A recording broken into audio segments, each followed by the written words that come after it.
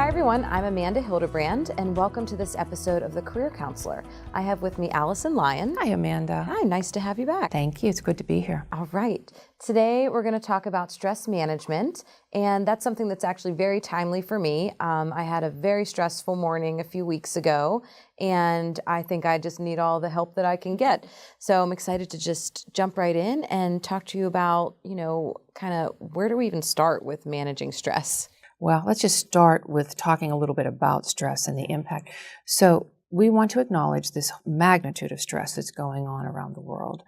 It is impacting people's lives, whether we're talking about their work lives, their family, or their health. Actually, even the World Health Organization has deemed it the health epidemic of the 21st century. Businesses are losing over $300 billion a year in healthcare costs, absenteeism, turnover, low production rates, and all of this can be tied back to stress. So it's a very serious situation. Sometimes I hear people they call it just stress. There is no such thing as just stress. It really adds up, and it's been getting more intense as the years pass. So it's something that's going to be significant in the next decade for our attention.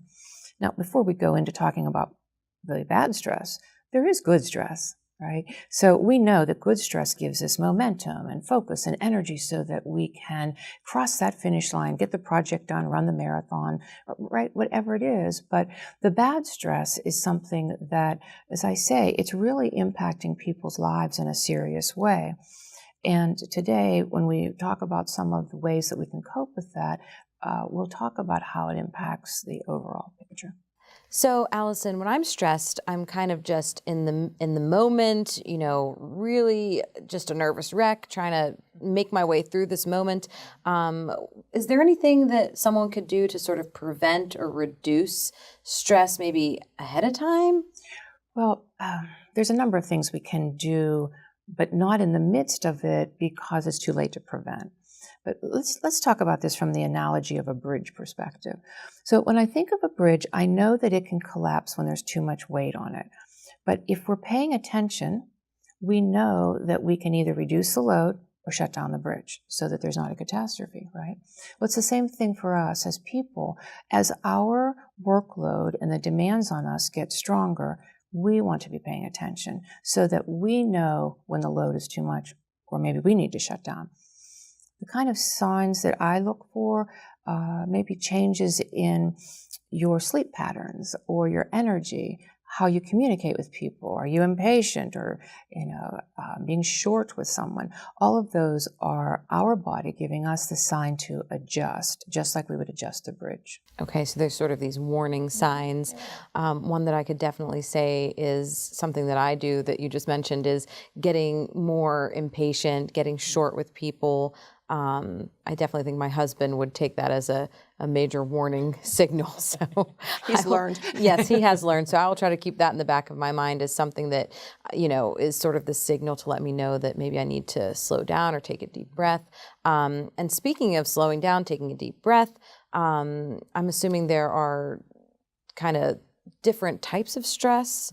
And if so, could you explain what those are? There are different types of stress. They primarily fit into two categories, though. So when we talk about acute stress is short term. There is a beginning, a clear ending. It does end. We know it.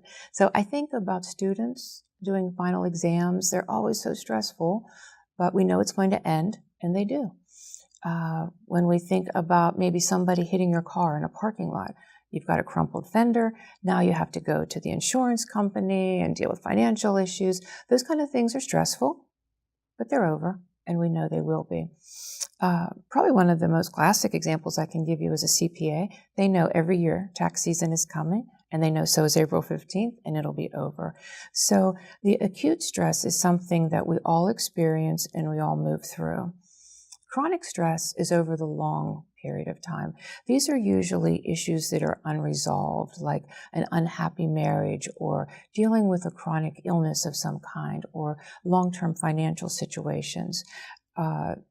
These are the people that we say they're stressed all the time, that they don't know how to relax or they run late. They don't have organization in their office. Many times there's an underlying chronic stress that needs attention to be resolved. Okay, so would you say that stress is kind of a choice? I mean, are you choosing, to be late? Are you choosing to kind of be a perfectionist? So do we create this stress? So I don't believe that we choose stress, but we do have a choice on our relationship to stress and what our perspective is about the situation. Many times, our locus of control, how much do we believe we influence the control of the situation? The lower we believe our control is in this time, the stronger the stress, because we don't know what those next steps are if we don't have the control. Yeah, so it's a very basic model that I think of. All of this stress is impacting our mind and our body. And so it's important to think about them in the background. And so think about capacity. Do I have the mental capacity and the physical capacity to take this work on right now? Or is it time to say, not now, maybe later? When we think about some of the things that the body needs to replenish the energy or to stay strong with stamina, it does have to do with what type of rest are you getting? Are you sleeping well? The body wants that time every day to restore.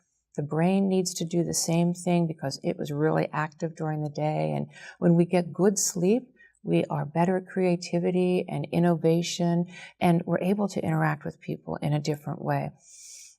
Eating.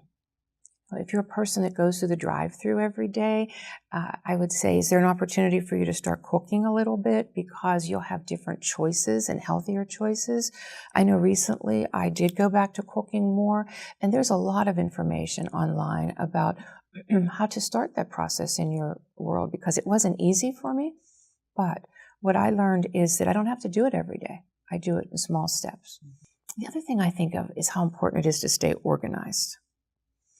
If you're a person that can't find your keys in the morning and you're running around and now you're late for work, and when you get to work you're stressed because you lost your keys, just organize your keys. And I know it sounds simple, but not for everybody, because they could be in an environment that is so complex they really didn't think about that. So yeah, we have to organize keys. Well, so I think a lot of people would argue exactly what you just said, that some of these things sound so simple, but, and that they don't have time to even reprioritize their health and what they're eating. But I think you hit it on the head when you said, take small steps, right? Yeah, it is. These small steps will definitely add up. There is no quick fix, flip a switch, and we've got this figured out. It's like anything else in our life. We've built habits for a reason, and now we want to form new ones. Right. Something else that I remember actually from our mentoring career counselor episode is, find someone that you admire, someone that has their life together, has a good work-life balance, and reach out to them. Get advice from them if you don't know where to start.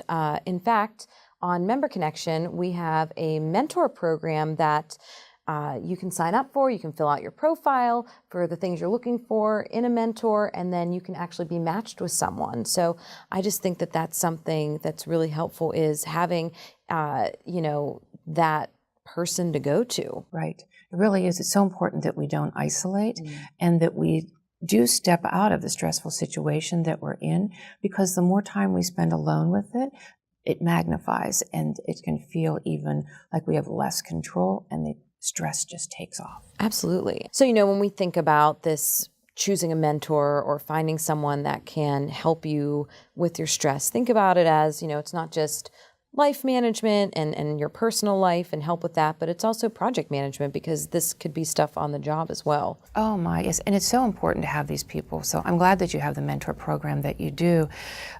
It's very common that when people are dealing with a lot of stress on a project and it's not going well, or maybe the deadline is coming soon, but a person can't see how we're going to cross the deadline, that they'll take over control. They'll take the project. They'll maybe lose some of the trust that their team is able to do this, and that just makes the situation worse. Yeah, so we have to keep that in mind. Yeah, and something that I recently went through is using the agile methodology.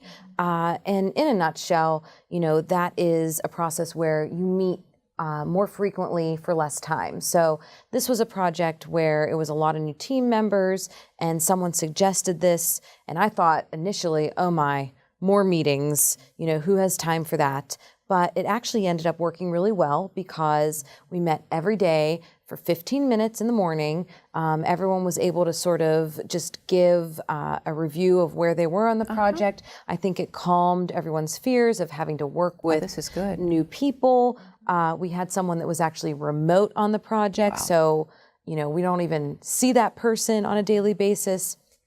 And it really just gave us peace of mind with this project. Now, that's a great example. Absolutely. And, something else that I try to do just as another tip and something that I've learned is, just being really organized with your day. I actually try to look at the week ahead and see how many meetings I have every day, and then try to come up with my to-do list based on how many meetings I have. So, that might sound a little over the top, but it actually helps me. It helps me prioritize things. It helps me realize sort of where I need to put my time in on some of these task-related things versus things that are of more importance. So that's worked sounds for me like really a well. great plan. It really does. And many times when we have too many things on our to-do list, we need to triage. We need to know what's important, what is urgent, and what is unnecessary. And until we can maybe put a list down on paper and put it into categories, we're not going to know. But once we do that, we may find a list of things we're not going to do, a list of things we're going to negotiate for new deadlines, maybe find somebody we can delegate it to.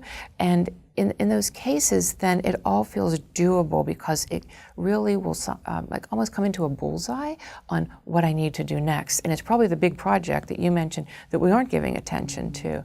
We're living and working in such a task-oriented time. And they say that we've never had more task orientation than we have right now, and that one of the indicators of that is all the apps that are created for organizing and creating productivity and Kind of keeping us. ironic, actually, in a way. It is. It really is. But our work environment is very task oriented, and our production and our performance many times is measured on these tasks. And so we do need to be able to separate them out and keep a good relationship with people so that we're on the same page. I see this as urgent. Do you? Right. It's just different tools that we need to use for different times because what we did last year is not going to work. Well, and when you say so task-oriented, I think email does a lot. To sort of make you think that it's urgent, and a lot of times I just turn my email off because it's such a distraction. And when I'm trying to focus on a big project, I need to be able to do that. And I find myself feeling like I need to give these immediate responses when that's probably not even the reality of it. That's just my perception. Well, the other thing I'm thinking when you say that is, maybe people can just take these small steps and try them. If they don't work, don't do them. Right. Why don't we just then go into summarizing some of these coping mechanisms? Okay. So first of all, we never want to add to the load whenever we're already in a very stressful situation. Go back to the bridge analogy. We wouldn't put more people in the car if we knew that we were going to overload going across the bridge. It would collapse. Right. So first of all, don't add more. Second of all, pay attention to what's going on around you so that you're aware of something has changed. When I'm in a conversation with people who I work closely with, I'm picking up that it's different than usual. I'm short-tempered.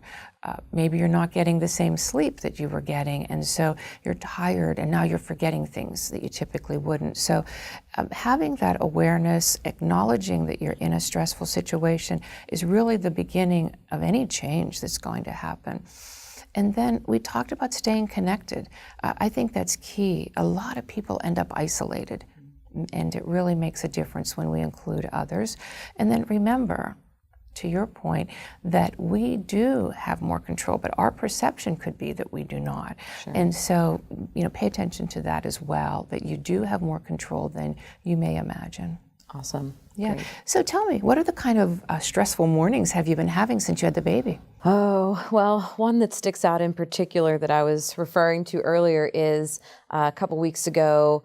It's 7 a.m. I'm still getting ready for the day. The baby's just waking up.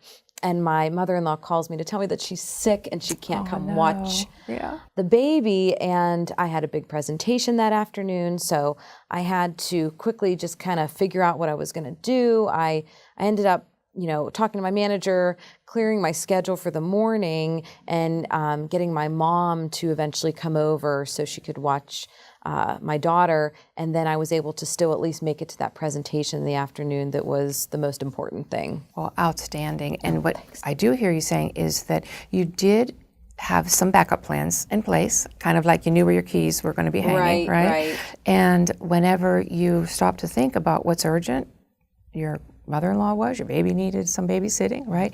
And what was important. And when we do that, it just really clears up what the next step is. And that's what all of this is about. What's next? Right. Yeah. Well, thank you, Allison, for being here. You always provide us with such great advice. Great to be here. Thank you. Yeah, you're welcome.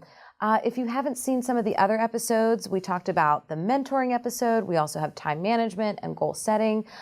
They're all on the Member Connection. There's actually a tab right at the top, a drop-down menu where you can see career counselor episodes. I would recommend clicking on those. And even if you watched them before, go back and get a refresher. It's a very quick, nice training that you can do at any time. So thanks again, and we will see you next time on The Career Counselor.